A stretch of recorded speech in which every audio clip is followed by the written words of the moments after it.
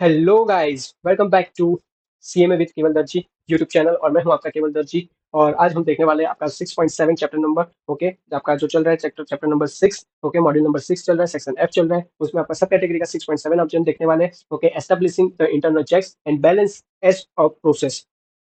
Okay, so आज हम start कर रहे हैं फिर से एक नया चैप्टर। सो फिर से बता दूं, establishing internal checks and balance as the process. ये भी बहुत छोटा चैप्टर है। और अब सवाल आता है कि भाई इसका मतलब क्या है। ओके, सो आपको पहले चैप्टर का मैं मतलब पता बताऊंगा, तभी तो आपको पता चलेगा कि भाई आप चैप्टर में क्या पढ़ने वाले हो। ओके, सो मेन चीज है कि भाई बिजनेस या तो स्टार्टअप जो होता है वो चलाते वक्त एक बड़ी प्रॉब्लम होती है, वो होता है रिस्क। ओके, सो रिस्क मतलब गलती, या तो फ्रॉड, या तो लॉस, या तो फिर लोग के अगेंस्ट आप कुछ काम हो जाना। ओके, तो इस चैप्टर में हम सीखने वाले हैं कि भाई बिजनेस कैसे अपने अंदर ही एक सिस्टम बनाता है, जिसे हम कहते हैं कि भाई इंटरनल चेक्स और बैलेंसेस, ताकि बिजनेस सेफ रहे, फ्रॉड ना हो और सही रिपोर्टिंग हो जाए।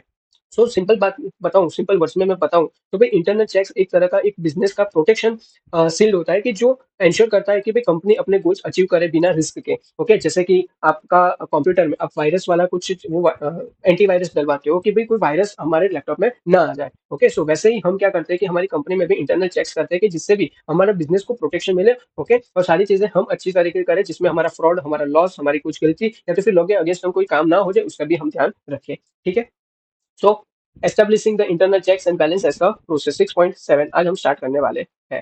ठीक है, चलो। यहाँ से भी बहुत इंपॉर्टेंट पहली बात बता दूं कि बहुत इंपॉर्टेंट क्वेश्चन आता नहीं है। यहाँ से भी कोई क्वेश्चन बनता ही नहीं आपका। ओके, फिर भी ठीक है, हमको पढ़ना है तो पढ़ लेंगे। So internal checks and controls are key elements of the risk management framework. So मतलब क्या होता है कि भाई अगर एक बिजनेस को रिस्क कंट्रोल करना है, तो सबसे पहले उसके पास एक स्ट्रॉन्ग इंटरनल चेक सिस्टम होना चाहिए। ओके, सो इसीलिए रिस्क मैनेजमेंट के लिए एक बड़ा सा एक की एलिमेंट होता है, वो होता है internal checks and internal controls. So they include the process to assess, mitigate and the monitoring risk. यानी भाई ये सिस्टम सिर्फ बनाने के लिए नहीं है, बल्कि कंटिन्यूअसली रिस्क को आइडेंटिफाई करे, उसे काम करे और मॉनिटर भी करता रहे।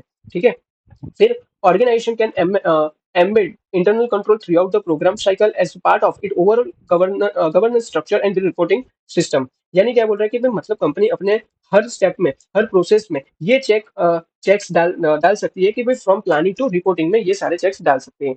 Internal controls are the policy, procedure and other activities implemented by the business to assure that it can be achieve its objective। यानी भाई मतलब सिर्फ एक रूल नहीं है। ओके, ये सिर्फ एक रूल नहीं होता है, बल्कि एक पूरे पॉलिसी या तो फिर प्रोसीजर का एक सेट है, कि भाई जो कंपनी को अपने गोल्स अचीव करने में हेल्प करता है। Okay, among the of those objectives are reliable financial reporting, compliance with laws and regulation, operation efficiency and the fraud avoidance। Okay, so main चीज क्या बोल रहा है कि मतलब इसका मेन पर्पज क्या क्या हो सकता है, तो एक आपका रियलेबल आपका अकाउंटिंग रिपोर्ट्स, लॉ फॉलो करना, एफिशिएंट काम करना, फ्रॉड अवॉइड करना। ओके, सो ये सारे उसके काम हो सकते हैं। इंटरनल चेक से आप ये सारी चीजें कर सकते हो, ऑब्जेक्टिव है उसके। Okay, so in addition, it can be said that the internal controls are guaranteed that the startup or business moves forward to achieve its goals in compliance with the stipulated laws and the regulations।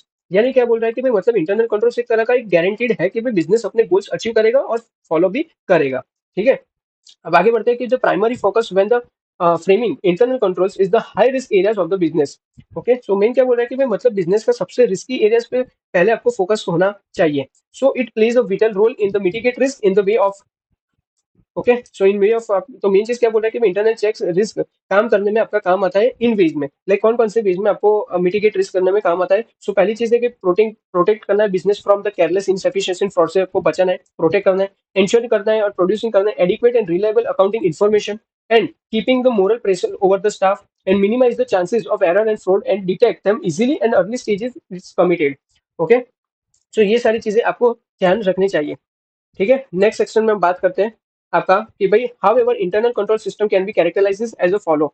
Okay, so first thing आपका preventive, corrective, directive and detective. So preventive का मतलब क्या होता है। सो preventive का मतलब होता है कि भाई फ्रॉड या तो फिर होने से पहले ही आपको उसको रोकना है, सो उसे बोलते हैं प्रिवेंटिव। ओके, सेकंड होता है आपका करेक्टिव। करेक्टिव यानी क्या होता है कि भाई अगर गलती हो गई तो उसे सही करना, it's called the corrective. Directive क्या होता है कि भाई स्टाफ्स को एक क्लियर गाइडेंस देना, वो होता है आपका डायरेक्टिव। एंड डिटेक्टिव क्या होता है कि भाई मॉनिटरिंग करना और स्पोर्ट चेक्स करना। ओके, सो वो होता है आपका डिटेक्टिव।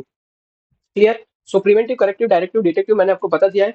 ओके, तो आप डायरेक्ट क्या कर सकते हो, अंदर का जो पॉइंट्स है वो पढ़ लेना। ओके, बाकी सारी चीजें मैंने आपको यहाँ पे बता दी है कि क्या चीज मतलब होता है, तो आप इजीली अंडरस्टैंड कर पाओगे।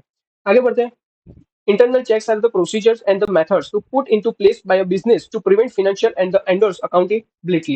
यानी क्या बोल रहा है कि मतलब हर कंपनी अपने साइज और स्ट्रक्चर के हिसाब से अलग-अलग सिस्टम बनाती है ताकि अकाउंटेबिलिटी रहनी चाहिए। ओके, लाइक एग्जांपल यहाँ पे बताता हूँ कि भाई छोटी कंपनी डेली मैन्युअल चेकिंग करेगी, लाइक और बड़ी कंपनी क्या करेगी, सॉफ्टवेयर बेस्ड चेकिंग कर सकती है। ओके, सो ये होता है कि अपने हिसाब से अपने रिस्क फाइनेंशियल प्रिवेंट करते, फाइनेंशियल रिस्क प्रिवेंट। ओके, और मेन चीज क्या होता है कि भाई हर एक कंपनी अपने साइज और स्ट्रक्चर के हिसाब से बहुत सारे सिस्टम बनाती है, तो वो अलग अलग रहता है, वो बड़ी कंपनी छोटी कंपनी दोनों का अलग अलग हो सकता है।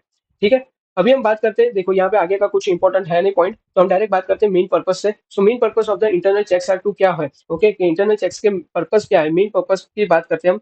तो पहली चीज है कि भाई एक्सप्लेनेशन करना है of the process in the internal checks are carried out. Okay, like example यहाँ पे बताता हूँ कि भाई सपोज करो कि भाई एक चार्ट बनाया जाता है कि भाई कौन चेक करेगा और कौन अप्रूव करेगा, सो उसके रिगार्डिंग आपको वो सारी चीजें एक्सप्लेनेशन प्रोसेस बताता है।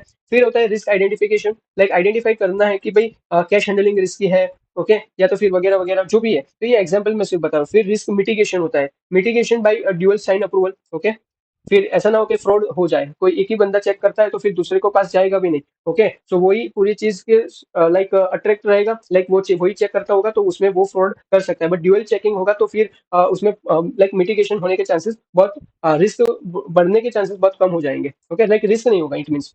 फिर information control and the sharing, information control and sharing यानी कि भाई हर एक डिपार्टमेंट को एक लिमिटेड एक्सेस देना चाहिए। ओके, लाइक बहुत सारी कंपनी में भी ऐसा होता है कि आप लाइक कंपनी से कोई भी डेटा वगैरह आप कुछ ले जा नहीं सकते, या तो फिर वो लोग क्या करते हैं कि अपने जो कंप्यूटर रहता है तो उसमें वो लोग ऐसा सॉफ्टवेयर में डाल देते हैं कि जिससे आपका कोई भी लाइक पेन ड्राइव वगैरह जो भी होता है वो चलता ही नहीं है। और बहुत सारी गवर्नमेंट कंपनी में आता है, ऐसा भी मैंने देखा है कि जिस अभी मैं बात करूँ कि एनपीसीएल की मैं बात करता हूँ, जहाँ पे मैं अभी आर्टिकलशिप कर रहा हूँ, तो वहाँ पे भी क्या है कि भाई उन लोगों के बाकी सारे लाइक पीसीज है, ओके, कंप्यूटर है, कि जो लोग एम्प्लॉय काम करते हैं, तो उसमें आपका जो गवर्नमेंट की जो लाइक गवर्नमेंट का जो बोलते हैं ना कि कस्टमाइज सॉफ्टवेयर वही चलता है, बाकी जो गूगल वगैरह जो है वो चलता ही नहीं है। ओके, सो वो सारी चीजें लॉक करवा दी है, सो वो भी आप कर सकते हो।